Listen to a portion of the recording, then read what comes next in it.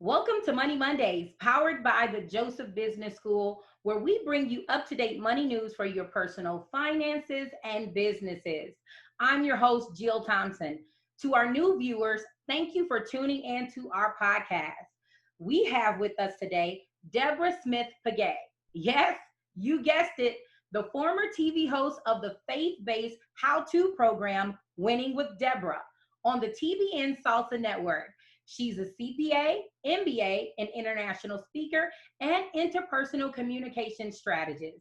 Deborah delivers relational and financial freedom to secular and religious audiences worldwide. Take a look at our guest video bio. Deborah Smith Pegues is a best-selling author and global speaker. She's a confidence coach and a media personality, appearing on numerous platforms, radio and television shows. It's too late to tell me God's not still working miracles. It's too late. It's too late. God is good. Dispensing practical wisdom on how to confront issues we all face. Don't try to bring God down to the level of your circumstances. The Bible says his eyes are running throughout the whole earth, just looking for somebody who will trust him enough so that he can show himself strong. Every time I read that, I say, do me, God, do me. I want to be the person that you show yourself strong in. He wants to do it. He wants to do it not just for me, but for everybody. Her best-selling titles include 30 Days to Taming Your Tongue, Confronting Without Offending, 30 Days to Taming Your Finances, 30 Days to a Stronger, More Confident You, the 1-Minute Money Mentor for Women, and her latest release, Lead Like a Woman. She's bold, she's practical, and inspiring. She's Deborah Smith Pegues. Hi, Deborah. Welcome to Money Mondays. Thank you so much. I'm just delighted to be here. It's a pleasure to have you. So many people may know you from the TV show on TBN Salsa, Winning with Deborah, but you're like a financial guru. From negotiating landmark contracts to making an impact in the boardroom, you have made your way around the money table. What would you say has been the most rewarding thing that you've done in the corporate and personal finance space? What I'd say in the personal arena, I've been able to write books that really help people to understand not just the mechanics of budgeting, but also just to understand the motivation. And that's very rewarding to hear people say, hey, I don't self-esteem spend anymore. And then, of course, on the corporate side, I had the pleasure of negotiating the loan to build the famed West Angeles Cathedral in Los Angeles. And it was at the time, it was the largest financing that had ever been extended to a church. And of course, I worked on the Magic Johnson Theater chain. I wrote the initial financial plan to start that. So those are things that make me feel really good. Awesome. And where does your passion come from? I like numbers. You know, it's funny though. I like numbers, but I also like people. Sometimes those are mutually exclusive concepts, but I've always been a numbers person, and I just like seeing things come together and seeing people understand what they're doing financially. Wow. Wow. And you know what's so funny? As we talk about numbers and understanding people, I believe that more importantly than ever right now, it's important for all of us to understand how to manage our money and what are the best practices. There was a recent poll with the Harris poll that reported that approximately 7 out of 10 Americans say that their household income has been affected because of the COVID-19 coronavirus pandemic. What are you hearing and seeing about the financial mood of our country? Well, I'm hearing people say that these are uncertain times, and it kind of bothers me a little bit scripturally when Christians say these are uncertain times, because I'm thinking, well, God's not uncertain about what he's doing, but people are really concerned about their finances. And I like to say those who insure themselves against lack, and I don't mean to preach here, but really my household, we all my speaking engagements were canceled and all of that. But we're not concerned about it because we know that God is our supplier. And while a different channel may have been cut off, we know who the source is. And so I'm hearing people be kind of anxious about it. I'm just telling them to do the things you need to do, telling them some things that are unique to this period that they can do or not do regarding their retirement accounts and that kind of thing. So I'm giving strategies for how to really come out of COVID financially whole, if I could say it that way. Yeah. You know, I like what you said about these are uncertain times, but you know what's funny is that although the world describes them as uncertain times, we as believers know that these times were going to come because the Bible tells us the future. God had already told us the end from the beginning, that these times would come, but he told us to begin to prepare. And so it's amazing that you yourself, as you stated with your family, not only do you help your family, but you help so many other people begin the preparation process. Well, Deborah, yeah. go ahead. Yeah. No, it start, and I want to just kind of coattail on what you just said, because it really does start with the word. So I've just been researching scriptures on that start with surely. Since they're saying we're living in uncertain times, which That's means we're good. not sure, I say, surely goodness and mercy shall follow me all the days of my life. And surely, oh Lord, you bless the righteous. You surround them with favor like a shield. So I'm into that surely mode. And it really affects your mindset when you just maintain that. And listen, and psychiatrists, their offices are filled up. I have a neighbor who's a psychologist. You can't even get an appointment with anybody. I was trying to get an appointment for a relative, but people are just needing so much help emotionally. And I just think this is the time, even from a financial standpoint, to say there is a God of peace. Yeah. And I tell you, I'm trying to walk in that, Jill. I'm trying to walk in it. Yeah. That's good. What I like you brought up there is surely. And so when I think about surely, it reminds me of oftentimes the promises of God. And so while we know that the world classifies them as unprecedented times, there are sure blessings that are available to us if we hold on to those promises. And so while many people are focusing on COVID-19 as the current pandemic, we overlook a major pandemic that has been plaguing and that has been happening in our nation and globally for many years, and that's the financial literacy pandemic. And so whether it's bank changing interest rates, or it's people not being able to identify or understand what's happening with their taxation, or even retirement accounts and how they're being impacted by the market. Can you talk to our audience a bit about financial literacy, why it's important, and what we should be doing to prepare at this time? Well, let me say that we perish for lack of knowledge, and this is the time that will be more evident than ever. We got to learn what we're doing. We got to understand finances. And I find, Jill, that it's more important to understand why you handle finances the way you do. I've studied this a lot, and I can teach people all day long the mechanics and how to budget and how to have an emergency reserve, and all those things are important.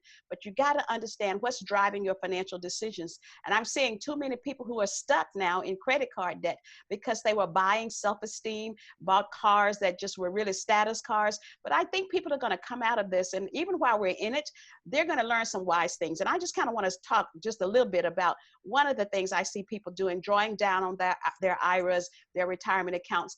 And fortunately for this period, there's not going to be a penalty for doing that. So if you're ever going to do it, this is probably the time to do it, because traditionally, if you're under 59 and a half, the government's going to charge you 10% penalty to the IRS for that drawdown. And if you live in California or in other states who have a penalty, that could be another 2.5 or so. So this is the time to do it. But I always tell everybody, if you're going to do that, if you're going to make that move, make sure if you need $38,000, you got to draw down at least about 20% more than you need so that you can cover the taxes. So many people come out of this with big IRS bills because they just didn't know. So literacy is important, because what you don't know will cost you.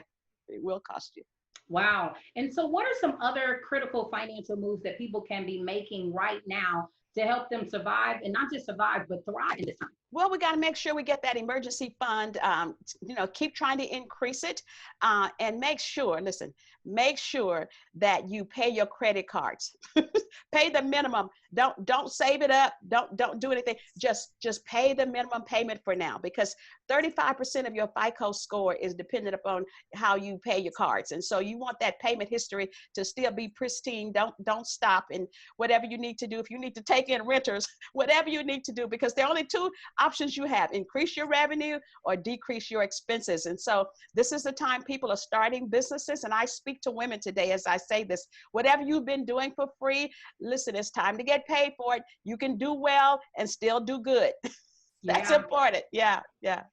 Thinking of women, and just staying in that vein, through your writings and teachings, you've helped people become more financially savvy. Your last book, A 1-Minute Money Mentor for Women, focused on the importance of women learning how to make smarter money decisions. Why did you narrow that book message just to women? Well, and and I normally don't write to gender, but I tell you, I targeted this to women because here are the facts. 80% of women who die are single. Now, what does that mean? That means the husband died before, or at any rate, at some point in time, every woman's going to have to manage her own money. And there are women who even like me and others who have husbands who are financially astute and they can handle the money, but you just can't relegate that to men and say, he's got it. You got to know, I've seen too many women whose husbands died or whatever, and they didn't know what to do next. You need to know where you stand. You need to know the status of insurance policies. You need to ask the questions. Know the passwords. We take all those things for granted until somebody dies. Yeah. But I wanted to target to women because a lot of women will say, I don't have a head for figures. Oh, Jill, that drives me. Because you have a head for whatever you need a head for. Because when you are connected to a God who knows everything, you know everything you need to know, and you have the ability to comprehend that. So I targeted to women because I don't want to see women suffering like that. That's good. And not only that, but as far as I know, my mom has always told me primarily women run the household finances anyway. A lot of them do. And in some households where the people are more affluent, sometimes the men do. And so we're finding that those women suffer the most. I knew a pastor's wife. He was a very responsible man. But when he died, they just blew the money. She didn't know what to do. She didn't know how to handle that money, wasn't used to paying bills or any of those things. Yeah. Wow. Wow. And just thinking of that in marriage couples, you did an interview with your husband, Darnell, of 41 years. Congratulations. On your Winning with Deborah show on the topic of financial intimacy, discussing the do's and don'ts about how couples should handle their money. Let's take a look at that clip. Well, when we were first married, we set a standard, a minimum, maximum beyond which we'd have to get each other's permission. That worked out pretty well. And it's different for every couple, but we established a certain amount. Any amount above this, then we're going to have to get permission from each other before we spend that money. Right. And that helps a lot. Yes. And what was that number? I know it's changed over the years. Initially, I think it was 100 or 2 or 3 $50, $100 or whatever it was. But depending on your budget, just have that and just stick to it, because the main thing is to come together. Because you can't judge yours or set yours up by anybody else's standards. It's what two couples agree, because agreement is the place of power. We always say that. Yes. That's where God commands the blessing, at the place of agreement. Deborah, what is financial intimacy and why is it important in a marriage? Well, it's important because we know that money is the #1 cause of financial stress in a marriage. And most of the time that stress comes from not because the couple doesn't have enough money, but because they haven't agreed on the priorities. And so couples have to come together. And when I call it intimacy, that's where they feel free to talk about their beliefs and their expectations and their disappointments about money, their aspirations, in a safe way. I won't look at my husband and go, you say what? Why do you think that? But I make myself safe to talk to, like, who handled the money in your marriage? What do you feel about savings and that kind of thing? So it's that ability to talk about it without the tension, and then to agree upon where you want to go together, because there's nothing like agreement. My husband and I are complete opposites. I mean, we jokingly say we're as opposite as we look. I mean, he likes to enjoy life a little bit more. I enjoy saving money. That's my enjoyment.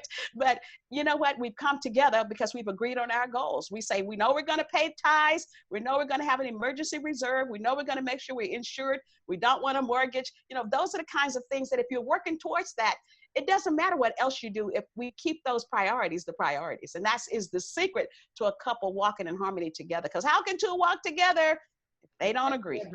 That's good. Yeah. So make sure you get an opportunity to check out that episode so that you can make sure that you have financial intimacy between you and your spouse. So Deborah, we know you have financial intimacy for our couples, but what do you have for singles?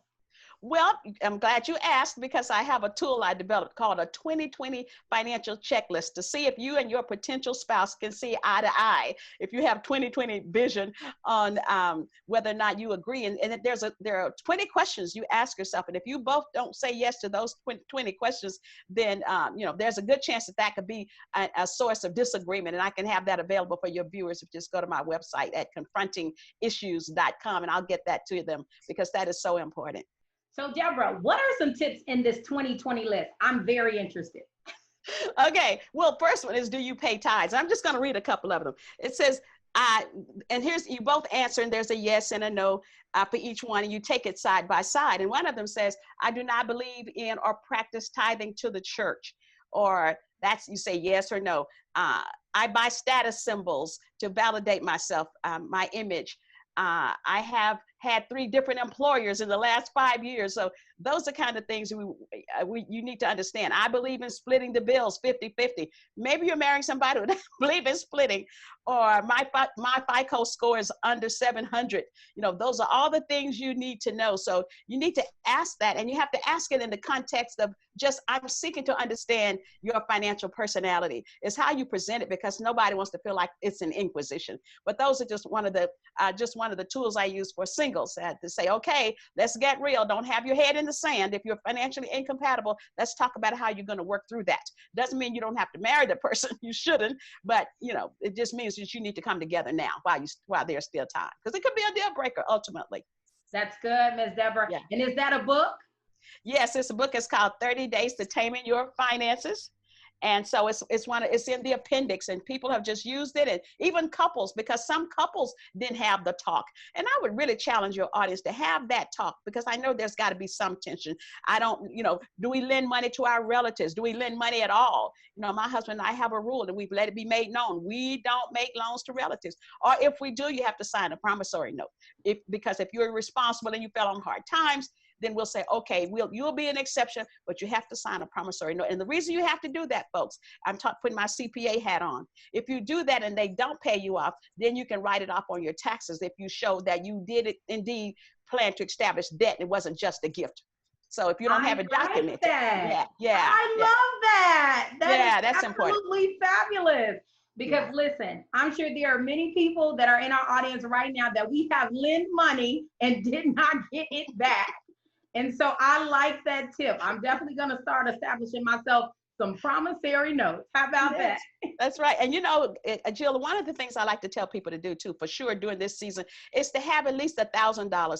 I read a study that said the average American is not ready for a $400 unexpected bill. And so as a minimum, everybody's got to have at least $1,000. I know the other financial gurus say 6 months. I'm just starting where people are. Yes. So if you have $1,000 or a paycheck, but make that a goal to say, listen, I want at least 2 paychecks in the bank, or at least 3 months living expenses. Whatever it is, set that goal, because a goal without a due date is just a wish. All right. Just wishing.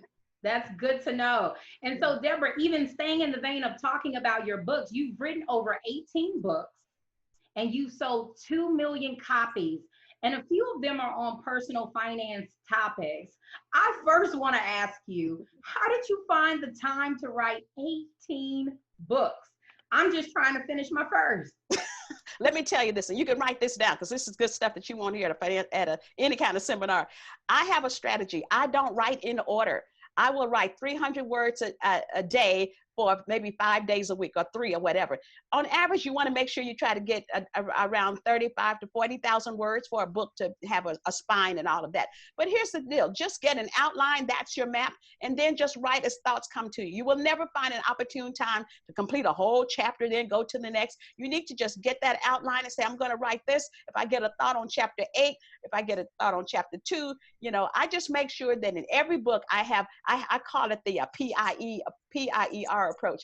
I have a principle, an instruction, an example, and a reference. I'm going to say it again: a principle, an instruction, an example, and a reference. And I make sure I go through each chapter and say, have I said that? Have I given them the core principle of what I want them to walk away with? What's in it for them? And is there an instruction on what to do? What's the call to action as a result of this? And then who's the example? Who's the story? It could be my story. And who's the authority on this? Is it the Bible or a study? So see, that's my $350 an hour advice. I love it. I love it. I never would have thought to do it like that. And you know what's so funny? What you said, and I'm sure many other writers who may be listening right now are thinking the exact same thing. When we're out, we may get a thought. And sometimes I even voice record what it is that I'm hearing at that moment. But then I come back and I am trying to write the whole chapter. And you're like, don't do it that way. That's where you're messing up. You won't get done. Let me tell you, I know people who've been writing books for years, and that's because they haven't finished that chapter. Just write all over the place. That's why I use that grid. I may think of a P for chapter 2 and an E for chapter 6 because it came to me that way. So just do it. Right in that grid, I have a little thing I check off to say, okay, I finished that one. I have a story for chapter 4, but it's so rewarding to write a book. It really is, because you know that you're adding value to people's lives, and it just opens up so many doors. And this is our season to write. So I'm encouraging people, tell your story. We all bring something to the table. Whatever your expertise is, just put it out there. Just put it out there. Don't worry about it. When God gives it to you, he'll find that market for it. He really will. Good. Yeah. And not only that, but right now in this season, it can provide an extra stream of income. So for those of you who are sitting at home right now and you're like, man, where would my next dollar come from? Write that book. Yes, and even if you don't get to the book, do some kind of MP3 download on it and just talk about it. You can convert that later to a book, but there are any number of things you can do. We all excel in something, and this is the time to really monetize that expertise. So think about, what do people ask you most often to do? What do they ask you for? Listen, my challenge is I got too many things I want to write about. But people will ask you how to write a book. Well, I have something set up for that, a consulting thing. But right now I get about 1/3 of my income from royalties. And that's God himself. And that's why I want to encourage people. Listen, don't think you can't just show up, because adequacy doesn't come from you. It flows through you. And I love saying that. And I base that on 2 Corinthians 3:5. Not that we're sufficient of ourselves to think of anything as being from ourselves. 2 Corinthians 3:5. But our sufficiency is from God. Don't think that you can't do something. You can. You just need to show up and let God show himself strong. You really do. Miss Deborah, you are absolutely amazing. And so you have a book coming out. Look, another book coming out in August. Tell our audience about that book. It's called Lead Like a Woman. And the implication is not like a man. Jill, God has given us traits that equip us to excel as leaders. And so in the book, I talk about 12 inherent traits that God has given to women in particular that cause them to be great leaders. But I also talk about 12 tendencies that we engage in and we shoot ourselves in the foot. So that's what it's a very balanced approach, but I'm teaching women how to have executive presence, how to show up professionally, not showing boobs and all that stuff. Can I say that on TV? Yes, you can. Because you know what? We sabotage sometimes our credibility. But I'm teaching women how to be strong without sounding like a man, without acting like a man, to ask for what they want. Because listen, when God told Adam and Eve to replenish the earth, he told them. So I don't even make excuses for coming to the table and that I'm a woman. I am supposed to be here. I'm supposed to work hand in hand with men. Because when God gave that mandate, neither one of them could replenish the earth independently. When he said, y'all go replenish the earth, Adam couldn't say, I'm going to go do mine. And she said, I'm going to do mine my way. They had to work together. So I want to work with men. It's not a book that bashes men. I'm working with men. Got it. Yeah. And so if you had to offer our audience a bit more financial advice to help them maximize their financial potential at the time, what would it be? Okay, first of all, I'd say know where you stand. And get a budget. I don't like to use that word budget, but get a spending plan and agree on priorities if another person is involved, or if it's just you, get some priorities and be accountable to the Holy Spirit. If you can't find anybody else to be accountable for, do that. Get an emergency reserve. Don't cancel any credit cards. You need that availability out there, because it actually makes your credit score look better. You hear that? It makes your credit score look better, because they really do judge how much you have the ability to spend versus how much you have actually spent on a credit card, and how much you owe, I should say. So that's called credit utilization. Credit utilization. You want to keep those cards under 30% of the available balance, of the available credit limit. So that is so critical right now. Don't just save one and put everything on that card, because when you exceed that 30-40%, they think you're heading for trouble. So that is very, very critical. So I say that don't cancel them. If you need to cut them up, fine. The FICO man doesn't know they're under the mattress cut up. So those things are important. And if you draw down on your IRA, prepare for it. And those are kinds of things I'm encouraging people to do. That's so good. Deborah, you really are a financial guru. The information you provided today is surely a blessing to me. And I'm sure there's someone who's been listening who will write that book for sure. But Deborah, can you tell our audience, how can they get in contact with you if they wanted more information? My website is confrontingissueswithans.com. We confront relational, financial, emotional issues. Confrontingissues.com. Thank you so much for coming on our podcast today. And thank you to our Money Monday audience for tuning in for another episode of Money Mondays. If there's a topic you'd like for us to cover, email us at moneymondays@jbs.edu. Again, that's moneymondays@jbs.edu. I'm your host, Jill Thompson, and I look forward to seeing you prosper. Have a great day, everybody.